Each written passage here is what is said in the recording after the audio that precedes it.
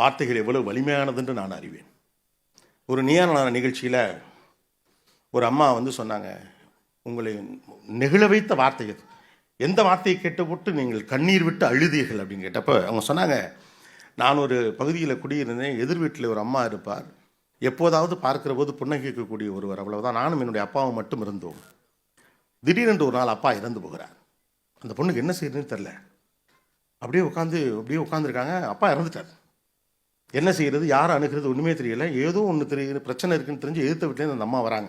அது வரைக்கும் 2 பேர் பேசிக்கிட்டு கிடையாது, முகமன் மட்டும் தான் சும்மா பார்ப்பாங்க. அவ்வளவு அவங்கள பார்த்தோன்னே இவங்க கட்டி பிடிச்சி அழறாங்க. எனக்கு என்ன செய்யணுன்னே தெரியலன்னு சொன்னப்போ அந்த அம்மா சொன்னாங்களாம், கவலைப்படாத நான் பார்த்துக்கிறேன் அப்படின்னு. அவ்வளோதான், ஒத்த வார்த்தை.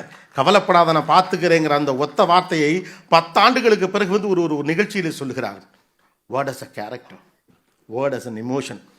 பல உறவுகள் பிரிந்தது வார்த்தைகளில் தான், பல மன்னிப்புகள் நடந்தது வார்த்தைகளில் தான். மிகப்பெரிய விளக்கங்கள் கொடுத்த பிறகுலாம் நடந்த மன்னிப்பை விட தெரியாமல் செஞ்சிட்டேன் சார் சொன்ன ஒத்த வார்த்தைக்காக மன்னிச்சவன் தான் கோடி பேர். தெரியாமல் செஞ்சிட்டேன்னு சொல்கிறவனை என்னடா பண்ணுறது, தெரியாமல் செஞ்சிட்டேங்கிறதுக்கு அவ்வளோ பெரிய பலி இருக்கு.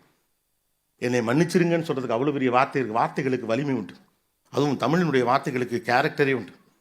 கோபங்கிற வார்த்தையை நீங்கள் சாந்தமாக சொல்லவே முடியாது. ஆத்திரம் வருது அப்படின்னு தான் சொல்ல முடியும். கத்தாரா அப்படிங்கிறது கத்தி தான் சொல்லுவாங்க. கவனிச்சிருக்கீங்களா இல்லையா? அமைதியாரு, சொல்லிலே அமைதியாயிருவோம். SA College of Arts and Science, நல்லொழுக்கம் நிறைந்த நவீன கல்வி. More details, sacas.ac.in.